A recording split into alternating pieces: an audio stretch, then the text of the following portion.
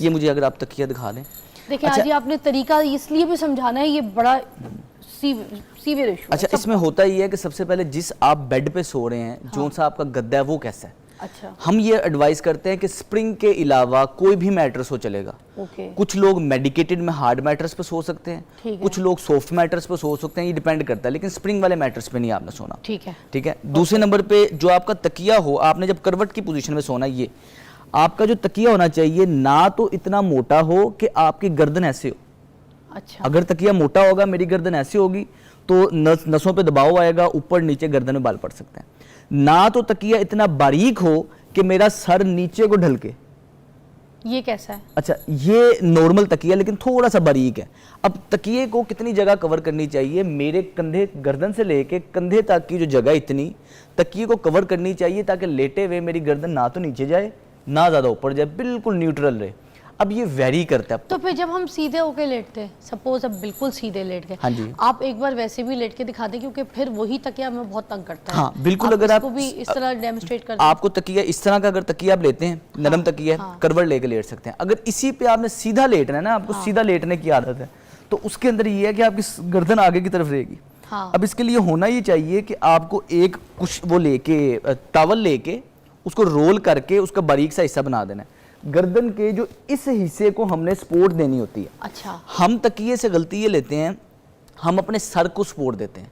तकिए का काम सर को सपोर्ट देना नहीं है। अच्छा, सर से जो नीचे वाला हिस्सा, ये जो खम अल्लाह पाक ने रखा हुआ है, इसको सपोर्ट तकिया देगा तो आपके लिए बेहतर है। इसलिए तकिए को ज्यादा ऊपर नहीं रखना चाहिए। अगर आप सीधे लेटे हैं ना, ये शोल्डर जहां से शुरू होते हैं इस जगह पे आपके तकिए को होना चाहिए, ये यानी कि लेटे हुए आपका सर थोड़ा सा ऐसे और तकिए के ऊपर आपका शोल्डर भी थोड़ा होना चाहिए, थोड़ा सा शोल्डर भी होना चाहिए। अच्छा, तो फिर आपके लिए लेटना आसानी रहेगी। हाँ, ये तो तरीका नहीं। लेकिन अगर इसके बगैर लेटेंगे, सुबह उठेंगे सर में दर्द लाजमी होगा, क्योंकि हम शोल्डर से ऊपर की जगह पे तकिया रखते हैं। हाँ, और उसकी वजह से गर्दन में मुसलसल प्रेशर रहता है।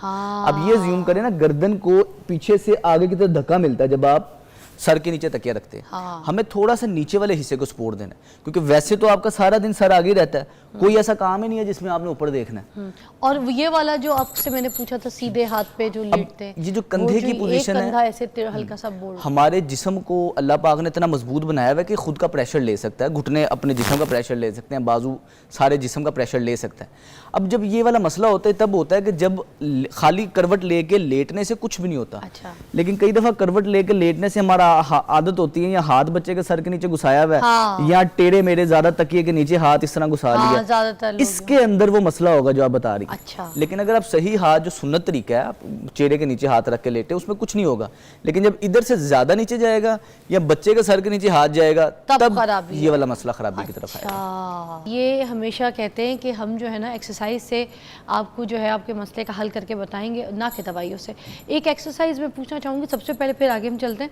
ये जो अब दर्द होता है, जो लोग ऐसे बच्चों के हाथ ऐसे गर्दन के नीचे रख देते हैं, या फिर ऐसे हाथ लटका के सोते हैं, या तकिया के नीचे घुसा के सोते हैं, अब उनको ये जो दर्द होती है उसके लिए क्या एक्सरसाइज होनी चाहिए? अच्छा, इसके अंदर ये है कि सबसे पहले तो कुछ मोबिलिटी की ड्रिल्स हैं, जो कि जिनको फ्रोजन शोल्डर है उसको, और जिसको फ्रोजन शोल्डर नहीं भी है उसको भी अगर रेगुलर ये करेंगे, आपको इंशाल्लाह फ्यूचर में फ्रोजन शोल्डर की मसला नहीं होगा। अच्छा, सबसे पहले ये तकरीबन 1-2 मिनट का ही काम है। इस तरह आराम से आपने सीधे बैठ के आपने अपने कंधों को ऐसे ऊपर उचकाना है, वापस नीचे लेके आना है। ये आपने तकरीबन 10 से 20 सेकंड के लिए कंधों को इस तरह मूव करना है। इसके बाद नेक्स्ट काम इधर ही आपने कंधों को आगे और पीछे ये लेके आना है।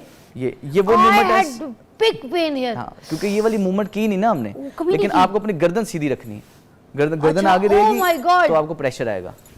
ये भी होता है? हाँ जी, ये तो कभी नहीं किया हमने। कंधे इस पोजीशन में मूव करते हैं। सारा दिन हमने एक्टिविटी नहीं की होती तो हमें ये होती है।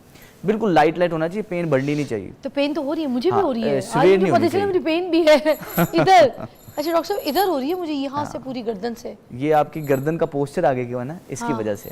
अच्छा, इसके बाद आपने सर ये दोबारा प्रैक्टिस सही करवाएं दोबारा से। ये जब ये मैं गलतियां कर रही हूँ तो आपका चेहरा सीधा, चिन टक, गर्दन पीछे करनी है। हाँ, चिन ऐसे पीछे करनी है। ओके, चिन पीछे इस तरह करनी है कि फर्ज करना है कि आप किसी के मुंह पे केक लगे, और उस केक को बचाने के लिए हमने चेहरा इस तरह किया। ठीक है, पीछे किया, चिन टक हो गई। अब इस पोजीशन में आप कंधे आगे पीछे करेंगी, अब आपको खिंचाव कम होगा। ओके, ठीक है, लेकिन कंधे पूरे पीछे करके स्क्वीज करना है, शोल्डर ब्लेड जुड़ने चाहिए आपस में। फिर आगे, फिर पीछे। ओके, ये बहुत अच्छी एक्सरसाइज है। ये इसके बाद आपने सिंगल शोल्डर, ऊपर नीचे।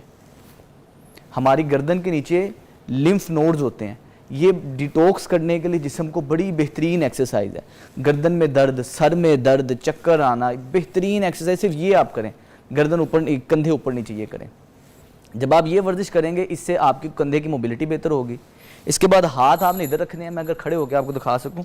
हाथ इधर रखेंगे, इधर रखने के बाद आपने हाथों को ऐसे आगे, फिर पीछे, फिर आगे, फिर पीछे। कमर नहीं झुकानी, कमर नहीं झुकानी, मैं कमर ख्याल सीधी से रहने कमर देनी झुका है। रही है आप आगे को झुक रही हैं, हाँ, खुद सीधा रहना है, ओके। सिर्फ कंधे आगे, कोनियां आगे, ओके, कोनियां पीछे, ये।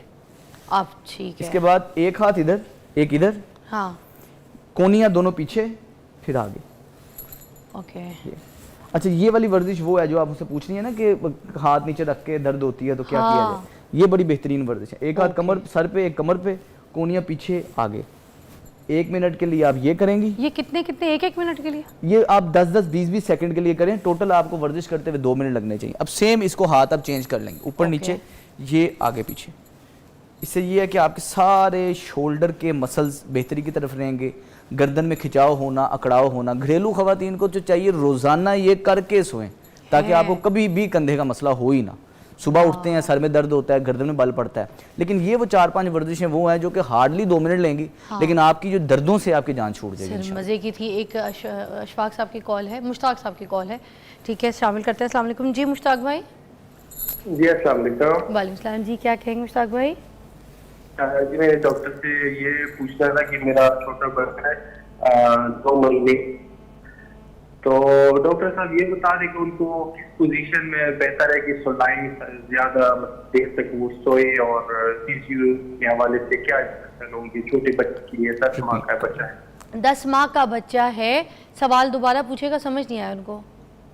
मतलब कि उनको किस पोजीशन में सुलाई ताकि ज्यादा देर तक सोए और रिलैक्स फील करे।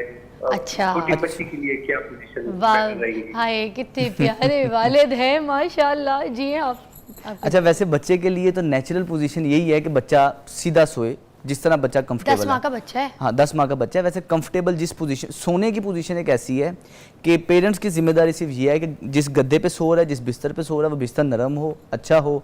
तकिया बच्चे की गर्दन के मुताबिक, अगर शुरुआत में तकिया बहुत बारीक हो तो वो चलेगा, मोटा तकिया नहीं होना चाहिए, हार्ड तकिया नहीं होना चाहिए। और बच्चा अगर तकिए के बगैर सोता है तो ये सबसे बेहतरीन है। कोशिश पहले यही रखें कि आपने जिस जगह पे सो रहा है वो जगह कंफर्टेबल होनी चाहिए। अब बच्चा अगर करवट लेके सोता है, या बच्चा उल्टा सोता है, या सीधा सोता है, वो नेचुरल है, उसे हम कंट्रोल नहीं कर सकते। आप थोड़ा देर बच्चे को चेंज कर देंगे, उसकी पोजीशन करवट लेके सुलाएंगे, उसके बाद जो उसके अंदर बिल्ट इन कॉन्शियसनेस बच्चे की है, उससे वो खुद ब खुद मूव होता रहेगा।